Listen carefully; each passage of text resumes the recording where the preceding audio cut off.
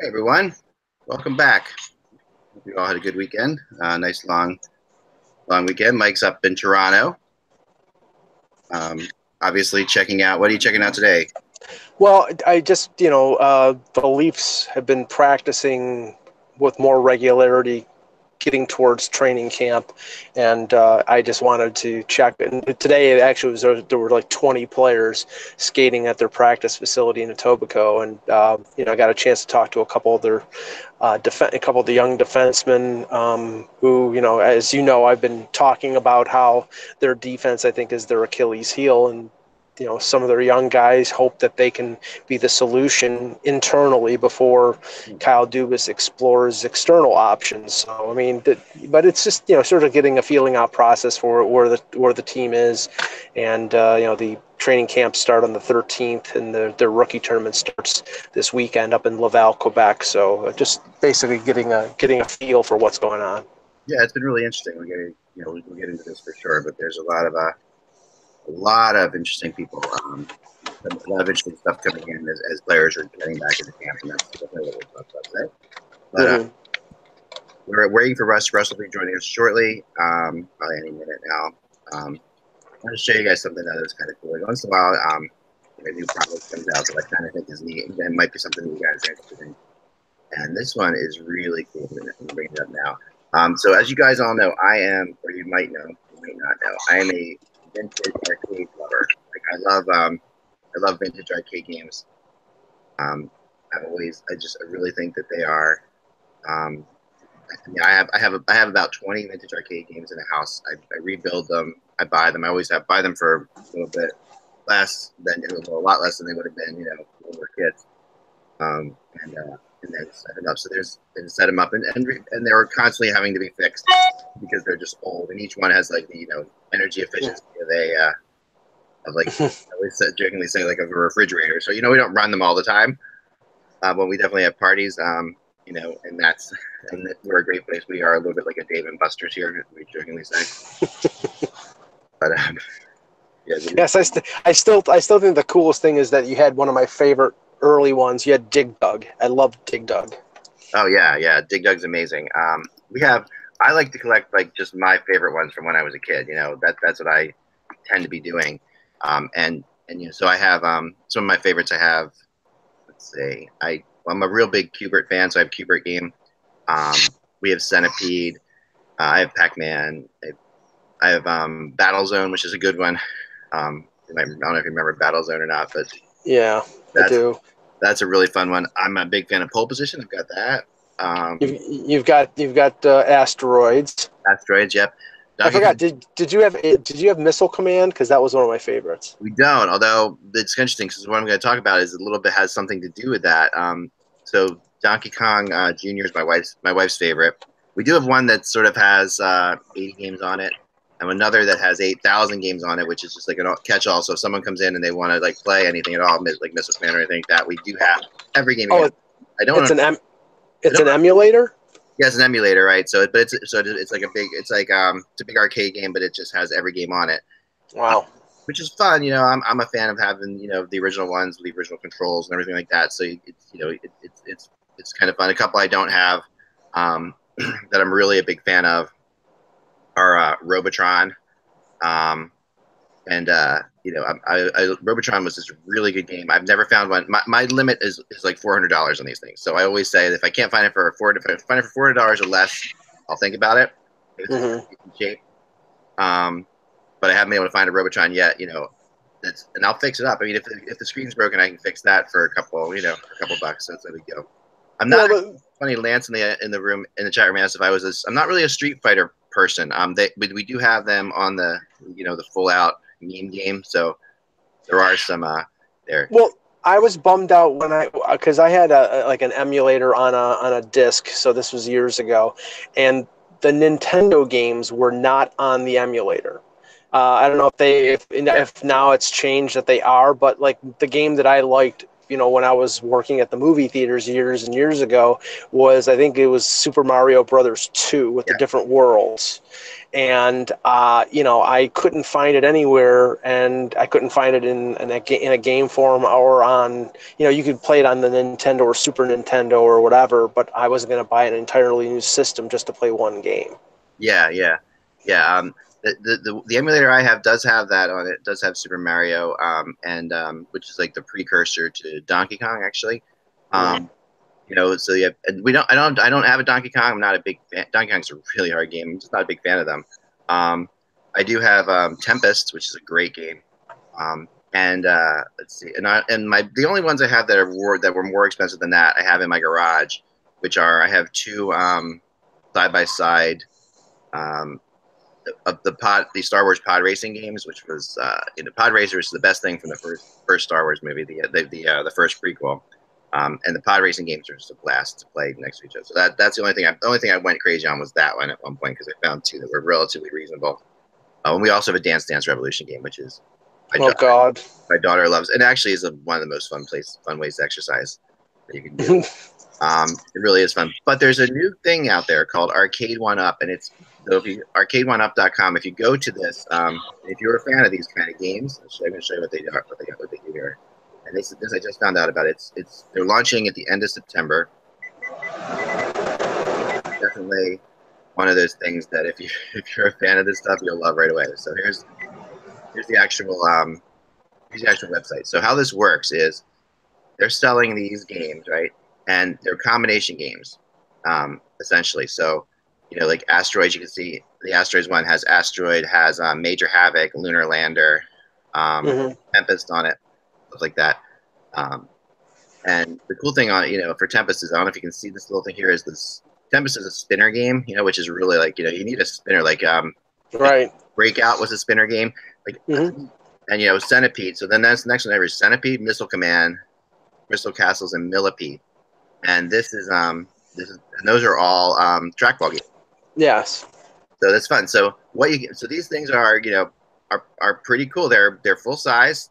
I mean, they're a little bit thinner, which is nice. They don't weigh as much. I mean, believe me, the ones I have upstairs are ridiculous. These, they don't have to be at all, because the ones I have upstairs have like 1/10 of the processing power of an iPhone. But you really don't need that much to make these things anymore, as far as weight goes. So these things weigh a lot less. You can move them around. So what do you think on the prices on these things? Well, there's one that's coming out too that has 12 in one, which is really amazing. Actually, it's a combination of the Asteroids one and the Centipede one. So the two on the left. Now, just to get it straight, these are actual like consoles. These are like the game. Okay, I'd say they're stand-up games, and you stand there. They're if like a normal arcade game is, I don't know, probably like maybe almost 30 inches wide. These are probably 20, so they're thinner. I would say at least $1,000. Right, that's what I would have thought too. These each are $3.99. That's not bad. Really not bad at all. And there's one that they're releasing that's going to be available, I think, only at Best Buy, which, like I said, is 12 of them. So it has all the ones from the Asteroids game and all the ones from the Centipede game, plus I think all the ones from the Rampage Gauntless Joust game too. And that's going to be, when it comes out on September 25th, in Best Buy for $3.99, just alone, like a single, for 12 of them, and that has a trackball and a spinner on it. So that's kind of cool. So I don't know, if you're a fan of this kind of stuff and you ever really wanted an arcade machine, like I was when I was a kid, I always wanted an arcade machine. This is really like a no-brainer. A great Christmas type thing. I'm going to try to get them as an advertiser. I think they should send us one to try out. Maybe they should send you one, Mike. Yeah, I wish. Why not? We can maybe make it happen. So we'll see what happens. Yeah. But anyway, sometimes when I call these places up, we find like somebody's a hockey fan there, and I have gotten things sent to me before. So one thing I don't have, like, that is on here too, that's extremely tempting, is I do not own a Galaga game, which is like one of the games that is really one of the classics.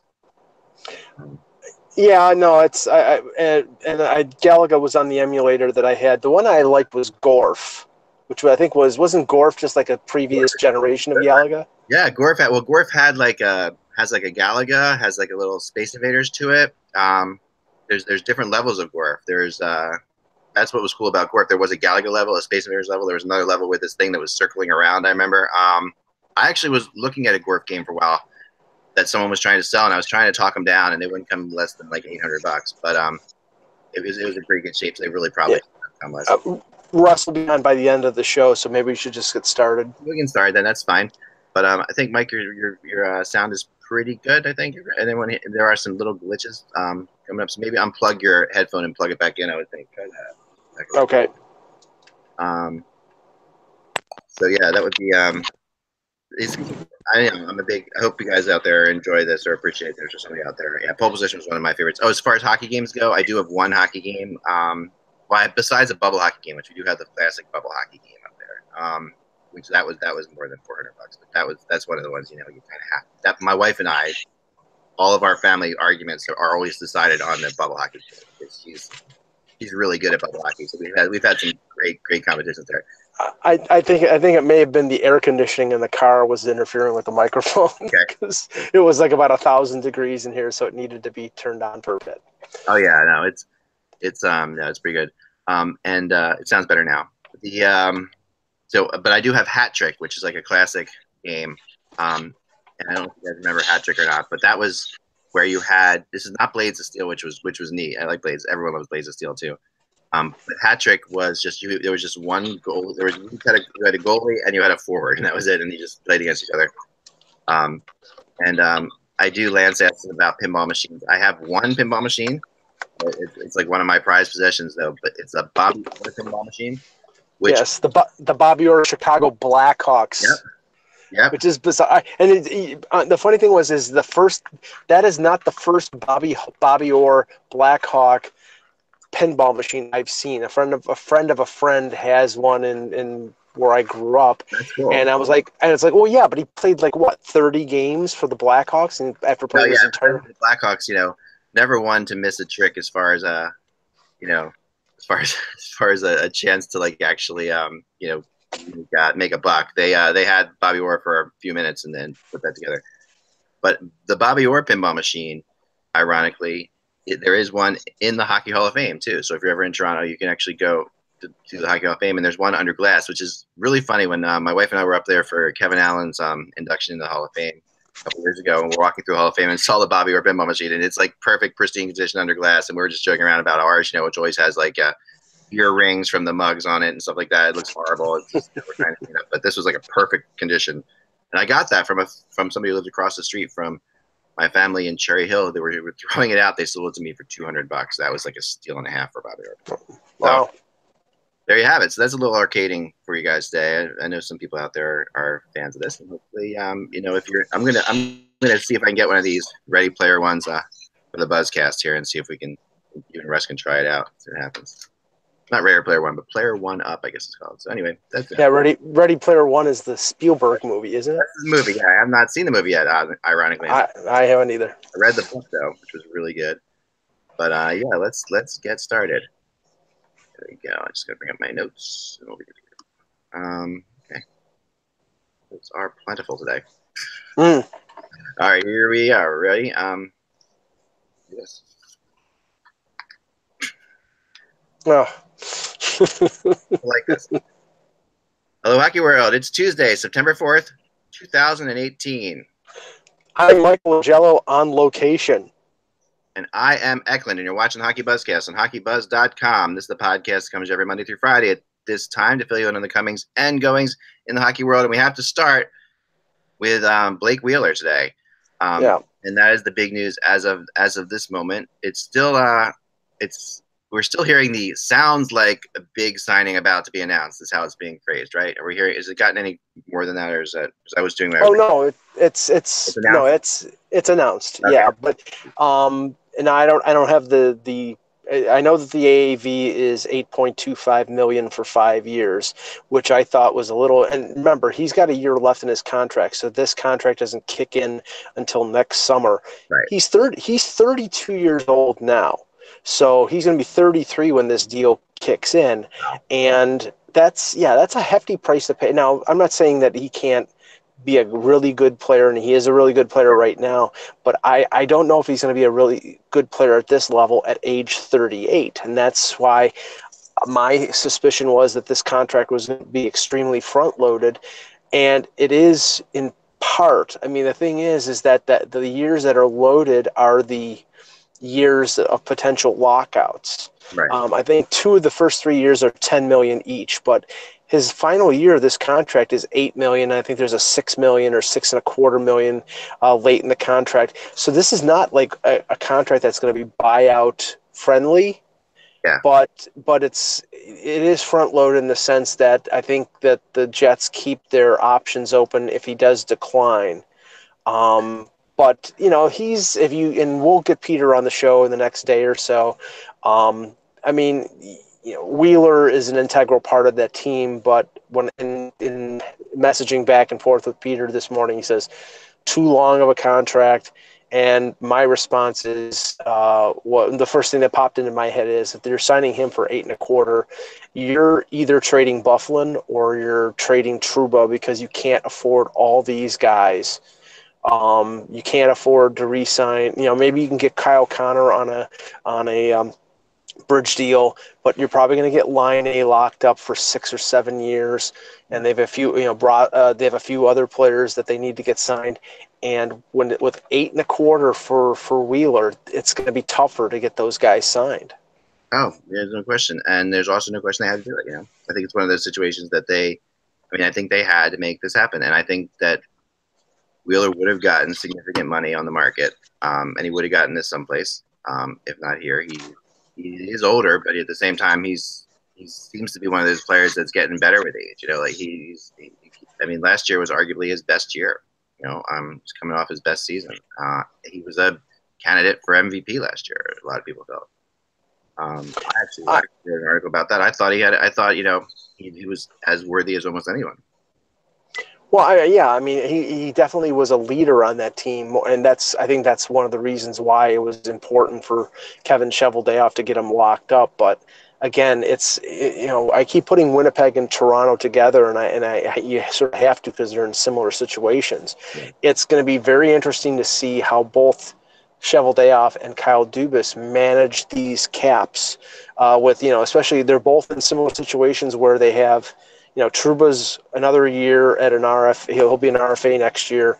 Kyle Connor's entry-level deal is up. So is Line A's. Those are 3 really big contracts. Unless you move somebody else out to create space, it's going to be really tough for Winnipeg to fit all those players in. The same thing with Toronto, where Matthews and Marner and Nylander, and then you have Jake Gardiner, who if he has another 50-point season is probably going to be one of the more sought-after free agent defensemen next year. And I don't think if the Leafs sign the other 3, they're going to be able to sign Jake Gardiner. So it's going to be really interesting how the domino effect occurs with Wheeler and with the Jets.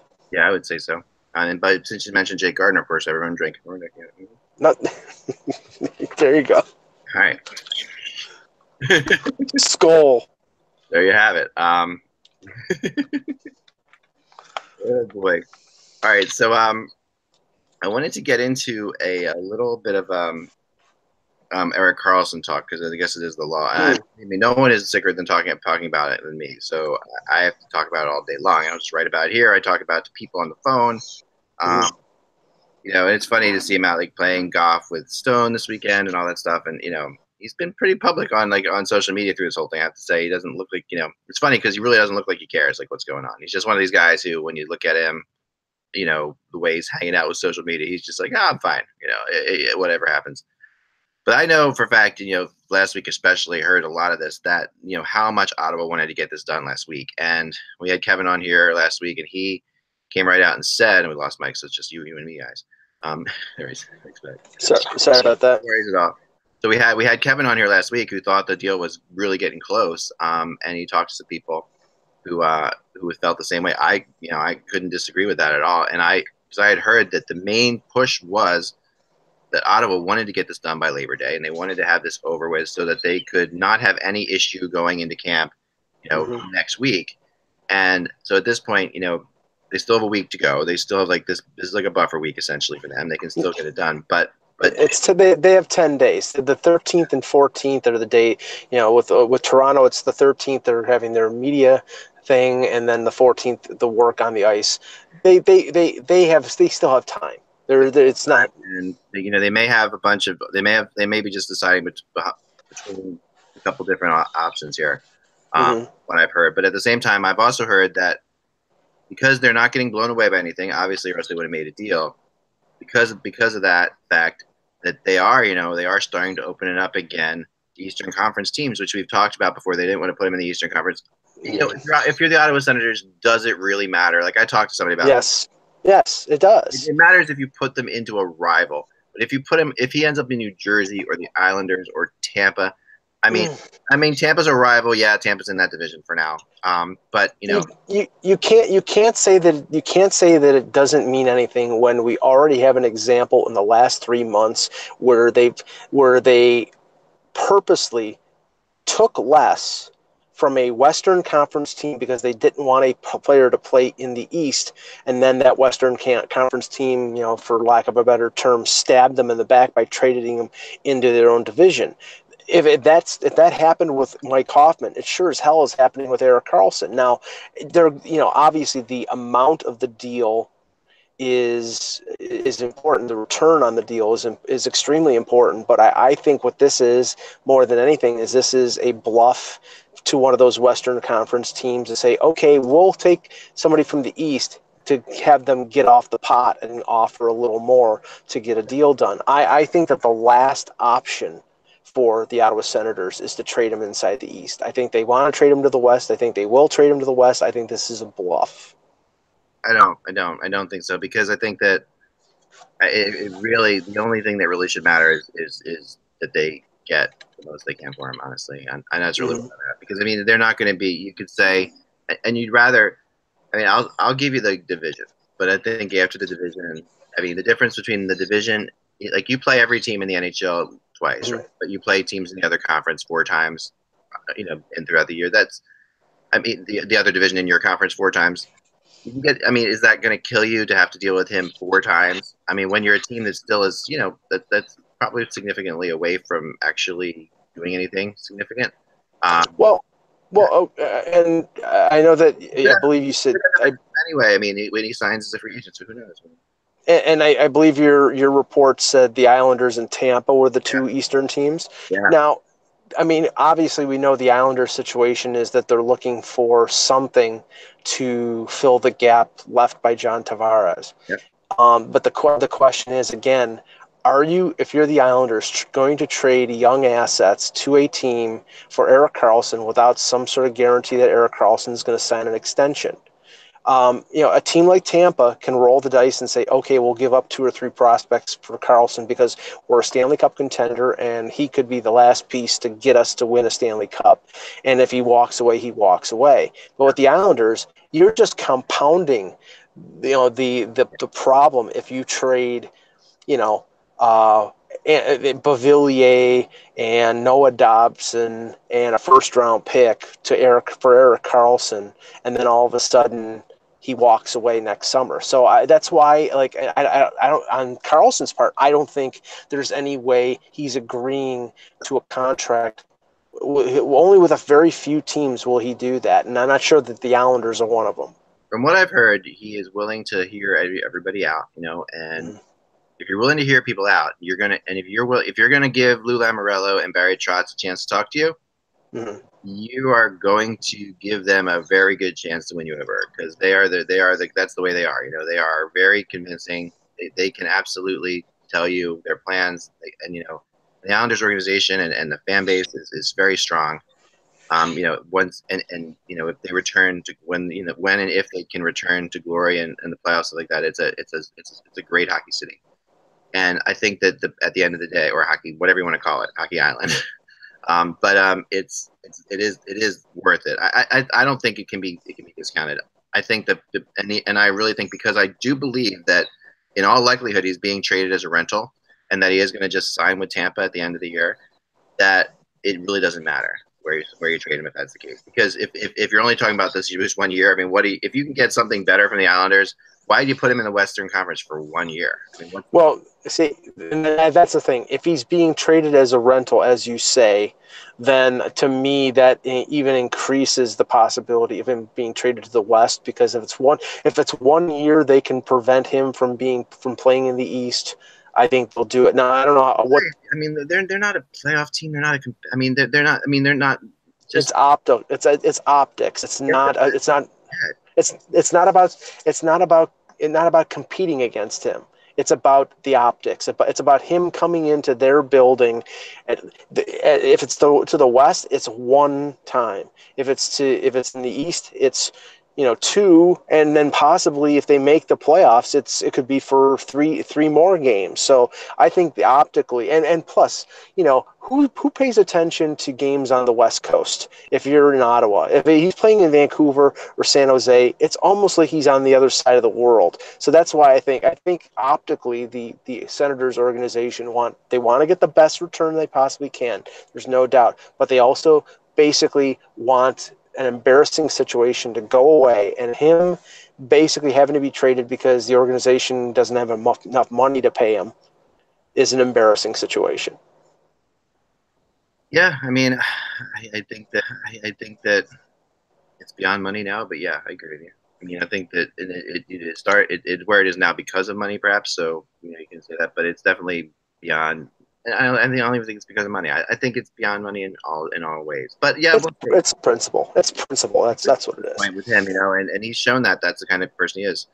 The other rumor that was very big over the weekend is that the Rangers, and we don't have Russ today, but we'll have tomorrow. It's might have him later today for a little bit, but in all likelihood not. And I think, but the Rangers are going, from what I've been told, their focal point is Panarin. But that is the Rangers, what they want to do. I was really kind of impressed with Tortorella's comments on this. I want to bring them up because they're really interesting. His comments on the whole thing, I will bring them up. But it sounds like the Rangers, and I mean they have the cap space. They have this. It's obviously a place Panarin would play. I know it came out over the weekend that he would also be interested in playing with Dallas, which again is one of those things that you just which brings up this big again. But I'm sorry, I'm totally confusing two topics in my head. I apologize. Jeez, this is a bit a long weekend, guys. Sorry, two topics in my head. Degan is the guy that the Rangers are focused on. But I also want to talk about Tortorella's comments on Panarin. So I've got those two things, but because I thought they were really good. But yes, I'm sorry. Seguin is the Rangers' focal point. Sorry about that. Yeah. Well, so what are your thoughts on that one? Well, okay. I mean, in terms of Seguin because the Stars, I think, can be a contender this year. They can, they have the goaltending. If Bishop can stay healthy, and that's always a concern. Right. But they have a new coach, a new approach. It's clear, from all now there was a report, I think it was from John Shannon this morning, that said that Seguin and the Stars had conversations over the weekend. And now, that could mean absolutely nothing. It could mean, the basis of a deal. But you get the impression that if something was going to happen, that it would have happened already. And Sagan's comments from the last few weeks were sort of like to jumpstart talks, because maybe he does actually want to stay in Dallas, but Dallas maybe is just sort of being patient and not lowballing, but not, they're trying to get him at the best dollar amount they can. But I really question, if a team like the Rangers, with a guy who's going to be an unrestricted free agent next July, trading what it would take to get Seguin. It's probably 2 or 3 pieces, and that's 2 or 3 pieces that are going to be valuable to the Rangers going forward. So why not this is a wasted year. This is a year they're not making the playoffs. This is a year everybody accepts that. This is, so just have your year, play your young kids. The only negative is that Henrik Lundqvist gets a year older, but then try to sign Seguin next July in free agency. Why give up the assets? It makes no sense. Yeah, I don't think it makes a lot of sense either, to be honest. I think this is more about them making the focus, for July. But and what they would look at, if say Panarin, is out there, I put Wheeler, but he's obviously not going to be out there now. But say Panarin, Sagan are out there. Who seems like Sagan is the guy that they would focus on. Right. And that and if they could get him beforehand, if they're playing well enough that they're in the playoff hunt, and it comes down to the, I don't think there's any way Dallas moves them in the regular season anyway. So it would have to be right. It would have to be such a big, I feel this, he's one of those players that they're going to keep trying to get something done, and he wants to stay there. So it still could get done, but there has been no pressure. Part of that is probably the marketplace, not a lot of pressure on them in general. But it feels like, the second I write this and other people start writing about, so again, we start to hear about how talks are. I think there's definitely a little bit of pressure. It'll be interesting to see how the situation changes, because it is hitting the wall now. We're getting into camp, and Sagan has come out and said, I'm not happy about it. Yeah, he wants security, and nobody can blame him. And he's, I think he's 26 or 27.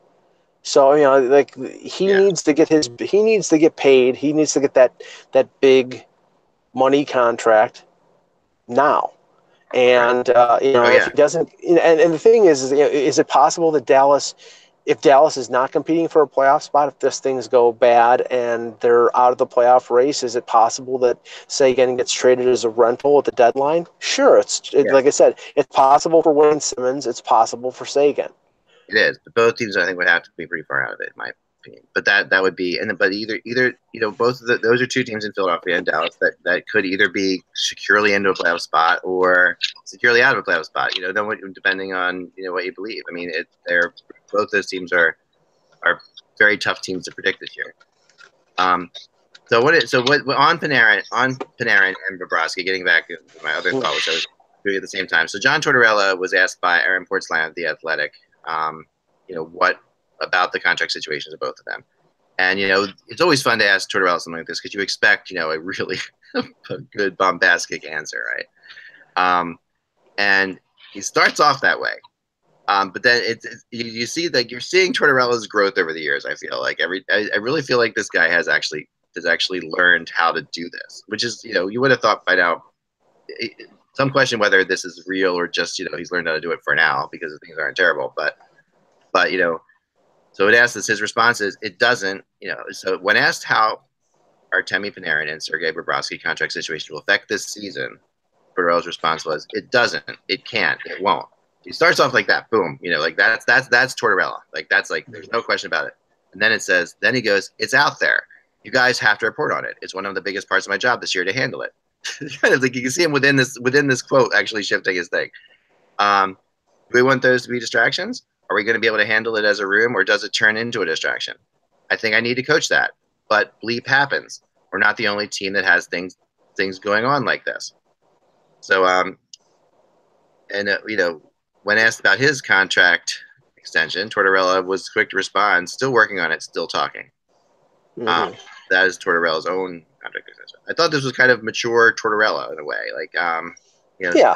First of all, admitting to the media, not the enemy of the people, not to share from other things, but the media is trying actually to make something happen, that they're doing their job, and Tortorella actually is acknowledging that, which is nice and rare. But the Bobrovsky thing is becoming a little bit bigger than people, I think, thought before. And I do think the Bobrovsky situation may turn out to be the more interesting one to follow this year as the year goes on. Right, because we pretty much know the final chapter of the Panarin story. It's going to be Panarin is either traded or leaves. Yeah, we still don't know for sure what the Bobrovsky story is, because I'm assuming that if Columbus pays him what they're paying him right now, which is, I think he's a top 3 or 4 goaltender salary, if he's making over $7 million, I think Lundqvist and Price and I think they're the only two that are, and I'm flying without a net here. So if there's one other one that is over what Bobrovsky's making, I apologize. But I think that he's third. That's pretty good. Now, if they increase his salary to what Lundqvist is getting, short of what Carey Price is getting, then maybe they have a chance to keep him and for another few years. But I continue to think that they have a young goaltender in Korpisalo, who some people believe could be a number one goaltender. And if he is a number one goaltender, then you spend your money elsewhere. And you go with him and you get yourself a veteran backup and see how, if remember Bobrovsky up until the last couple of years has had injury problems. He's been gone for big chunks, but there's no denying his value to that team. So I think that it's one of those cases where, well, okay, we're going to give money to somebody. Panarin doesn't want it. Okay, Sergei, do you want the money? And if he doesn't want the money, then again, you might have to trade these guys just to get something. Yeah, they also have a really good. There's a really good article on HockeyBuzz right now about their Swiss goalie they've got that's tearing it up. It's the number one goalie in Switzerland. I'm going to look that up exactly. But so they have some depth there basically in prospects. They have some really good possibilities. So there's I think Bobrovsky's going to be in an interesting situation because he is not. There are parts of his career that have been amazing. There's parts that have been very injury riddled. It's hard to tell. He's gonna have a hard time signing the right, a bigger contract anywhere but what Columbus is going to offer him, in my opinion. Like I think Columbus is going to offer him more than anybody else because they do trust him and they like him, and that's interesting. I just think, and again, it's like one of these things where you see somebody who's a free agent, you see another person who's a free agent, and you sort of put the two situations together. And the other goaltender we've been talking about off and on, who's the UFA at the end of this year, is Pekka Rinne. And whether Pekka Rinne, his career is over with, he's 37, I believe. But Right. if he chooses to retire, or if Nashville is ready to move on after this year, I know that they signed UC Saros to a long-term extension, and maybe they think Saros can be their number one. But they've always had that dependable goaltender to fall back on and play 60-plus games. And the money that you're paying Pekka Rinne right now is around what the money you would pay a guy like Bobrovsky. So if both situations play out like that, I could see Bobrovsky going to Nashville. Yeah, that's not a bad fit at all. A couple of you in the chat room have asked for some to do some questions and answers today, so feel free. Definitely questions up because we're gonna have to end hard at 2. So, but we'll try to get a couple of things. What do you have, Mike? Definitely that, but we have to talk about the Nate Schmidt suspension. Yeah, we definitely do. Yeah, if you read the statement from Schmidt and you read the statement from Vegas, this seems to have been a very acrimonious few days where they were going back and forth regarding the tests. And I know that Schmidt's statement was like, it was like 1/1000th of one this, and like, okay, and I understand that, but and the thing is, and I don't know what he took, if it was from the team or if it was something. Yeah, and if that's the case, and I believe that most of the teams, they whatever they give their players are things that are approved by the league. Usually. Usually, and that's the thing. If that was not the case, I mean, let's just say this. I mean, let's not argue the minutia of this. Let's argue the sort of overview here. Nate Schmidt losing him for 20 games is a big loss for Vegas. I mean, and it's a big loss for him as well, in the sense that he's a UFA at the end of this year. So now, so now he's going to have this cloud over his head regarding, whether he's a steroid guy or a PED guy, and there's no way we can know yes or no. But I'll give him the benefit of the doubt, even though he failed a test. But some teams will that's a shot across the bow. And with the few players, defensemen out there in free agency, and remember, it's Carlson, Gardner, Bouwmeester. Now Ryan Ellis has gone off that list. Yeah. Tyler Myers and Schmidt. That's your top 5. So he could lose years off a new contract. He could use millions of dollars off a new contract because of this. Oh yeah, here's what I think is going to happen. I think it's going to benefit him. And I know this sounds kind of crazy, but I honestly think because Vegas is so pissed off about everything, Vegas is going to extend him. And I think they're going to go and they're going to make up the $450,000 whatever he loses from this 20-game suspension. If the 20-game suspension sticks, because they did meet with an arbitrator on Sunday, I guess it was. And I get a sense that it's going to be cut in half, like at least, or because there really is.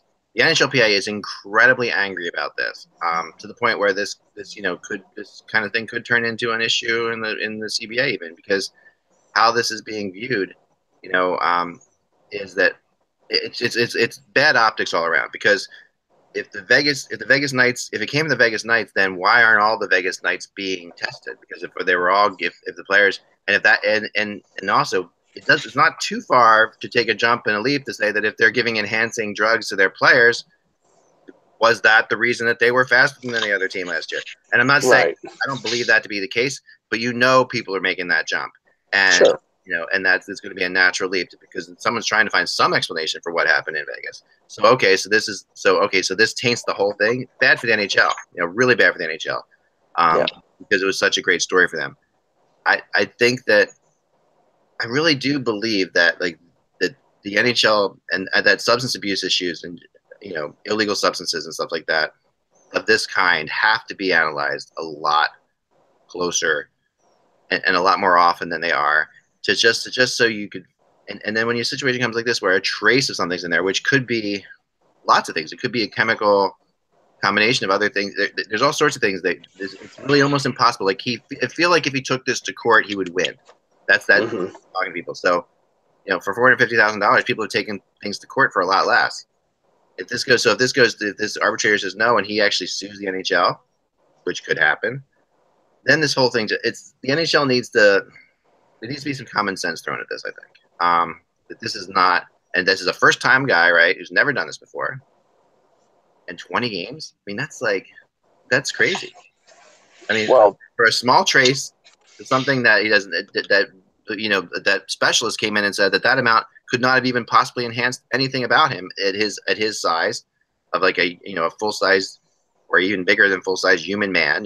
This is not going to change his. So how do you go to 20 games with this? I mean, how does it jump to 20 games? Well, and ironically, 20 games is the same length of suspension as, and I'm drawing a blank on his name, but the Calgary defenseman who undercut the linesman. Oh, right. Yes. Right. Hey, Russ. Hey.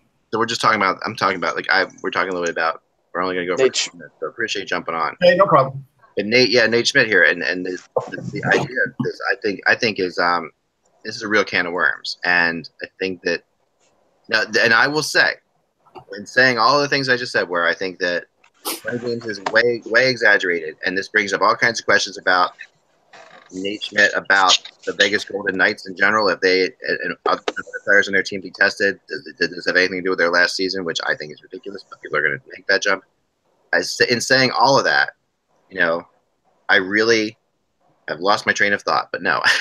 You know what? I'll do this for you. Here's my basic thought. My basic thought is, I saw that Sudfeld said he took supplements that he got from the team. Right. So we know supplements aren't regulated by the FDA. And to me, if you have this much money and you're an athlete, you have everything riding on the line, you're responsible for yourself. Even if your team gives you a supplement, you should send it to a lab and see what's in it, because labeling is not 100% accurate in supplement. It's not even close. Right. And then the other part is, and this is the bigger part, if nobody else tests positive from that team, then it's going to be hard to believe Nate Schmidt, unfortunately. Right. And like you say again, these supplements are not like FDA approved type. None of them are FDA. Most, I shouldn't say none of them. Most that you see in a GNC store are not FDA approved. I just read an article on it. It's a totally different kind of thing, but obviously, like Viagra is a drug that's given for male input. Yeah. Right. But anyway, there's over the counter things that have been discovered that have and that's an FDA drug, Viagra, right? Yeah.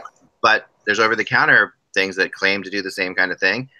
When they found that there's grounded up bits of Viagra in there, and that should be illegal because that's a controlled substance, and that's it's a prescription drug. And yet, it's really, I wasn't aware of that, but that's interesting. No, it's true, and it's really hard to prove, what is what here in in this situation, you know, and but again, that's where you have to default back. If it's you and you're trying to, you know, better yourself, when you're taking something, you should know, hey, I got to go check the list from the PA that they put out and the league that they put out. I got to look at the list, and then I've got to go get this checked out. I got to send it to somebody and make sure it says what it is, because I can get in trouble for this. And Russ, my assertion is that, you know, this is going to cost Schmidt a lot, because he's going into the final year of his contract, and you know he's coming off a year. It was his career best year. I think it was like 36 points. He was on the top pairing, and for a team that got to the Stanley Cup final. And you know he's one of the few unrestricted free agent defensemen for next summer. And with this sort of cloud over his head, it's going to probably limit the number of years that a team is willing to give him, and possibly the amount of dollars they're willing to give him. The problem here, like with the public and Nate Schmidt, is just simply fans have seen so many athletes say it's not me, it's not my fault so many times before that most of them aren't going to believe them. It's just the way it is. And we've heard, oh yeah, the sample's bad. We've heard I'm suing the testing program. We've heard, and most times the what they got suspended is upheld. Yeah, it usually is. Although this one, listening to people at the league and talking to people in Vegas, I really do believe that the arbitrator, they really did a solid case together. And I think this gets shortened at least. Oops, sorry. It's possible. It could get shortened. I mean, again, it's like anything else, though. When you're doing a legal case and you're bringing in your expert, you're looking for results that sort of back up what you're saying, right? And so that's the arbitrator has to look at that too. No, of course, but these results do seem to back up what they're saying. No, but that's the idea of it. But the NHL, what can the NHL do to back up their side of this? So if the NHL is arguing, they can say. I'll tell you what you know what they can say. We've tested X amount of guys, and we've had not only no problems, but all these cases have been uncontested. That's how good, because I think they do Olympic testing, don't they? Yeah, it's WADA. They're using WADA. Yeah, they do. It's the best testing that's really on the planet. No, it is, and I remember what I was going to say before. Okay. All that stuff with Nate Schmidt, this is a problem in the NHL still, and I'm glad they test for this. And even if I'm saying that they have to test for it, absolutely. Even if I'm saying that I don't know that if this was fair to Nate Schmidt yet, we won't know yet. But I'm kind of leaning towards giving the benefit of the doubt from people I've talked to and knowing Nate Schmidt a little bit. But I think that there's definitely issues. We've seen people in locker rooms and stuff like that. We've seen stuff that guys with their backs breaking out and stuff like that. You've seen this kind of stuff that really does lean towards there's something else going on there. Yeah. But the only thing we could all say with pretty great certainty is it had nothing to do with their season last year. So people should stop that baloney. Yeah, but that's going to happen, because everyone's looking for, there has to be some reason that they did. I mean, it was. Yeah, the reason was they had good coaching, they had great goaltending, and they had a bunch of players that had an axe to grind with the teams that cut them. That was why they did well.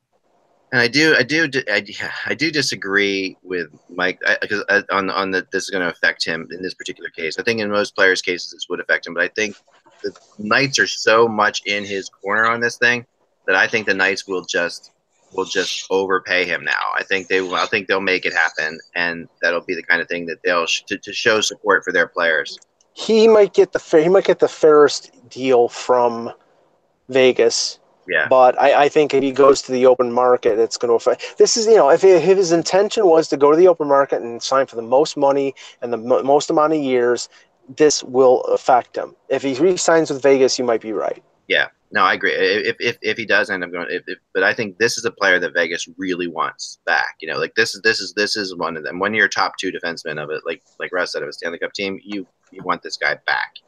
Yeah, and that's the biggest problem right now is. They're without their number one defenseman. They're without him for 20 games. Once you affect your top pairing, it affects your whole defense. Yeah, and they're without one of their other top defensemen in Shea Theodore, who's an RFA. So they're like Vegas is in a similar situation to Edmonton here, where they have Darnell Nurse not signed and Sekera out for the year or out for a long time. Theodore will get signed in the next couple days. I would think so. Yes. Yeah, they're gonna have to. I mean, they're gonna need him in camp big time. Like even if they have to pay him more than what they expected, that's what something like this, suspension will do, is get that to happen probably. Yeah. So Cousin Eddie Johnson tells us there's no performance-enhancing drugs in pumpkin spice, by the way, so he throws it out there. There's nothing, well, it is. There's nothing positive about pumpkin spice. There's no benefit. It's all artificial, right? There's no benefit. There's no performance-enhancing drugs in Sudbury either. Oh. Okay, so I want to do one question before we get out of here, too, and one other quick thought that I have. Okay, so Lance in the chat room asks today, can Helm or Nielsen or Abby be attractive trade bait if Detroit holds salary? So we're talking about, these the Red Wings having, and I think that I do, although I really keep hearing they're trying to move Nyquist. Like, he's the guy that they really want to move. Helm, I think, is another, very good possibility. Yeah, the deadline deal, though, I do. Yeah. Yeah, the problem with all the three names he mentioned, Abdelkader, Nielsen, they all have multiple years. The other one was Nielsen, Abdelkader, and Helm. Yeah. Helm. They all have multiple years. They're all making, I think, a lot more than they're really worth in terms of the types of players they are. Abdelkader, I think, is slowed down. Yeah. They would have to eat significant money on those deals to get them moved, or take something similar back. If it's a change of scenery situation, I don't know. I don't see. Kenny Holland can work miracles, but I don't. It would be. They'll have an easier time trading a Luke Glendening because his salary is cheap than trading one of those guys. Well, they're probably better. Yeah. Yeah, and don't you have to see if Philip Zadina and Michael Rasmussen can actually play at the NHL level this year before you think about that? I really do. I mean, Detroit, there's no point in doing anything right now. No. I mean, the Red Wings they can see how this goes. They can see how this plays out. They want to have competition for spots in camp. They don't want to just dump players off. They would like to have some battles going on, But the whole thing with Zetterberg, though, is put the rebuild in hyperdrive. Kevin said it a few weeks ago, and now that it's basically sounds like he's at least not going to play the first half of the season and maybe never play again. I mean, now I think everybody is buying into a rebuild scenario and play the kids scenario in Detroit, and it makes sense. Well, there's a lot of opportunity and a lot more ice time now because he's not there. Yeah, well, it always makes sense, So it's just kind of funny that it's more. It was already in hyperdrive, but now it's in more hyperdrive or whatever you want to say, like warp drive. Yeah, Mach 2 now. All right, so the Oilers, finally, before we go today, the Oilers announcing something that I think is absolutely ridiculous, and I want to, and so, this to me is my beef of today is that this has to be announced, but they are going to wear their navy blue jerseys, which are the Oilers uniforms for a year. The uniform that won Stanley Cups, the Gretzky uniform, and all that stuff, as a third jersey again. So they're going to bring it back. And for those who have been under a rock, the Oilers now wear an orange jersey, right? Which I think looks horrible. And I think that I don't like it at all. Especially when you have a team with this much tradition, getting rid of what was one of the best jerseys in the NHL, in their blue jerseys, because blue and orange is an awesome combination, but it's much better with blue as the primary and not as orange as the primary.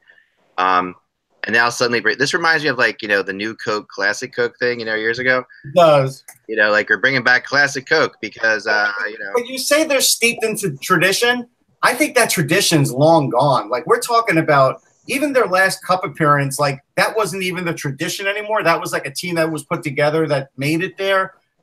Their tradition's long gone. New building. Look at Philadelphia. Still, the Broad Street Bullies are still a thing, and that was 74. No, but it's not really a thing anymore. It's not. Hextall has done a pretty good job of making sure that isn't a thing. I think it gets mentioned once in a while in the media, but it's really not a thing. And I think right now Edmonton, like I said, I don't think it's steeped in tradition anymore.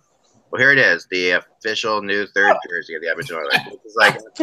It's that's just completely ridiculous. It is ridiculous in the sense that it should be their jersey anyhow. It should be their jersey, and the fact that I didn't even know, for a longest time, thought the orange jersey was like an alternate jersey. I just happened to be seeing every time I saw it. Like that's what I was thinking. So like, and you had good reason to think that because most of the time, other than the Flyers, that would be a team's alternate. Yeah, like how could you possibly, like it feels so ridiculous. Orange just doesn't work. But just remember, Vancouver is using the ugly V this year. That is amazing. And that's not amazing. It's amazingly ugly. Right there, right behind me. I have one right there. Yeah. That would be hideous to look at on the ice. Right, but they look like court jesters. But it's that's way better than this stupid drink with a hockey stick on it or whatever they have. Well, the Anaheim third jersey is basically got a Disney cartoon on the front of it.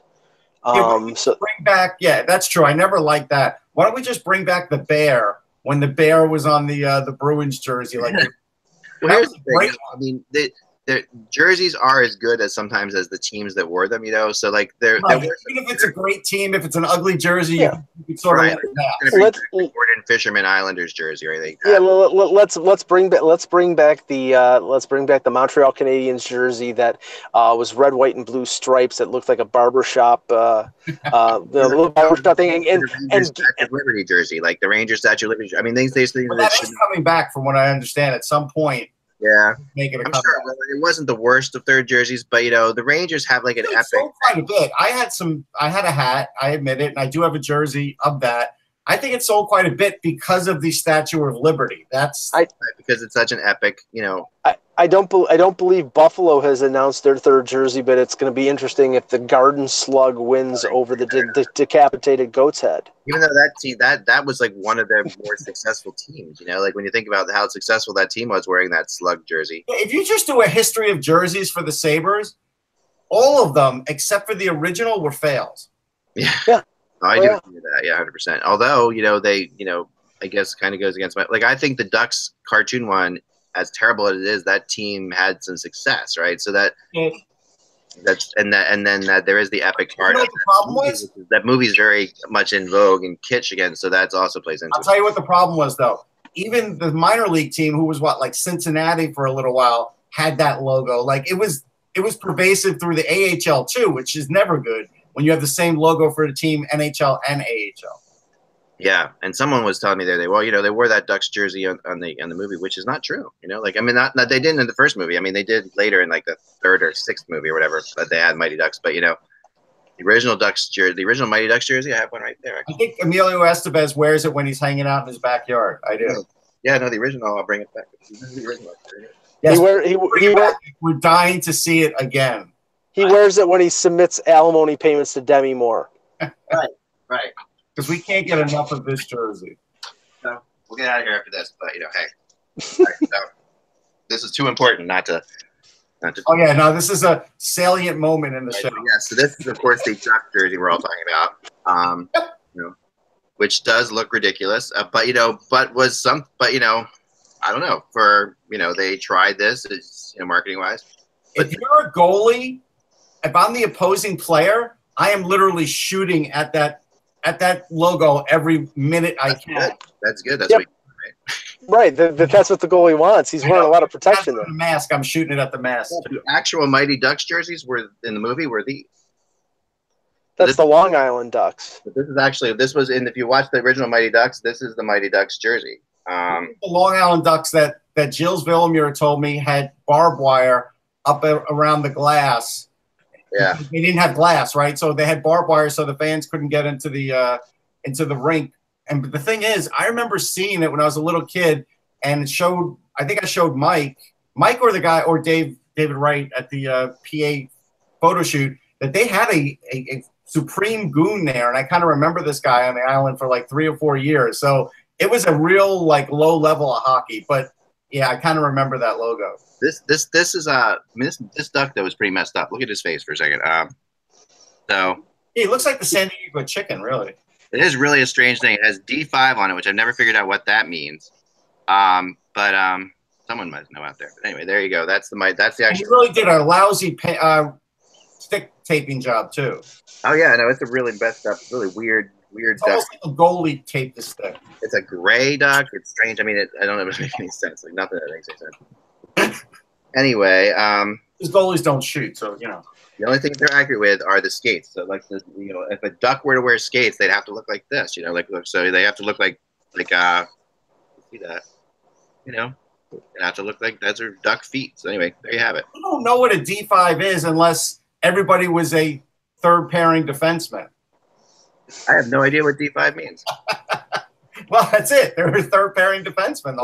Yeah, right. So the Mighty Ducks were a team of Roman Polacks. Yeah, or Corey Crosses. Yeah. Right, like, I remember, like, in the movie, the guy Estevez is like law firm sponsors the team, if I remember right. So I'm like trying to, right? I didn't see the movies. I hated. I didn't have anything to do with them. I am proud to say I watched 5 minutes of the first one and never watched any more of it because it was a totally ridiculous movie. That's why. Just imagine if the cast of Youngblood would have played the Mighty Ducks. Rob Lowe and Patrick Swayze would have taken down the whole team. Oh wait, we have in the chat room we have Bill C saying I think that's the district that team was from. Okay. In LA. Okay. So that's pretty. It's like the Hunger Games for hockey. I'll take it for sure. I'll accept that, Bill. I would have watched the movie if Jennifer Lawrence was in it, but it was only Emilio Estevez. I'm worried that Bill knows so much about the Mighty Ducks, but whatever. any real hockey fan would. So that's yeah, exactly right. Not hockey fan would, yeah. Again, hockey fans, you would know more about the Ducks. That's all the time we have for today. Thank God. Remember, without the buzz, it is just hockey. We will talk to you tomorrow. We'll have Peter back, and we'll talk about Blake Wheeler and stuff like that, too. See you then.